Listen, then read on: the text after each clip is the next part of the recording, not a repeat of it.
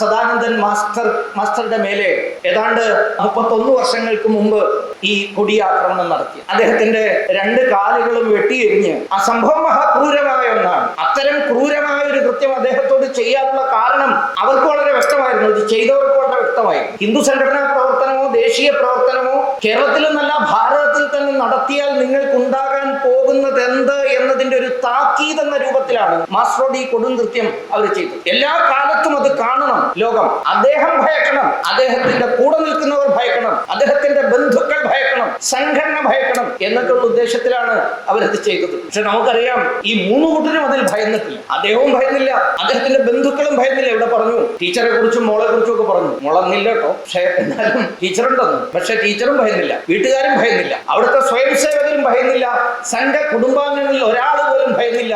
അവർക്ക് വേദന ഉണ്ടായിരുന്നു മാസ്റ്റർക്ക് ഇത് സംഭവിച്ചില്ലോ എന്നോർത്ത്. ദേശീയ സംഘടനാ പ്രവർത്തനം നൽകുന്നവർക്ക് മുഴുവൻ പ്രേരണയായി മാഷ് അവരുടെ മുന്നിൽ നിന്ന് നയിക്കാനുണ്ടായി. ഭയക്കാതിരിക്കുന്നതിന് ഒരു കാരണം അതുകൂടിയാണ്. മാഷ് പിന്നോട്ട് പോയിരുന്നെങ്കിൽ ഒരു പക്ഷേ നമ്മളിൽ പലരും ഭയന്നേനെയാണ്. ആദ്യം പിന്നോട്ട് പോകാതെ മുന്നോട്ട് തന്നെ പോകാൻ നിശ്ചയിച്ചത് മാഷാണ്. അതാണ് മാഷ് നമ്മുടെ മുന്നിൽ കാണിച്ചു തന്ന ഏറ്റവും വലിയ മാതൃക. ജീവിതത്തിൽ നമുക്കുണ്ടാവുന്ന കഷ്ടത, വേദന, അത് നമ്മൾ ഏറ്റെടുത്ത ഒരു ആദർശത്തിന്റെ പൂർത്തീകരണത്തിനായിട്ടുള്ള പ്രവർത്തനത്തിന് തടസ്സമാകും, ഒരു കാരണവശാലും തടസ്സമാകും. ഞാൻ ഇവിടെ ഇരിക്കുന്ന ഓരോ സംഘടനാ പ്രവർത്തനങ്ങളുമായിട്ടാണ് ഇത് സൂചിപ്പിക്കുന്നത്.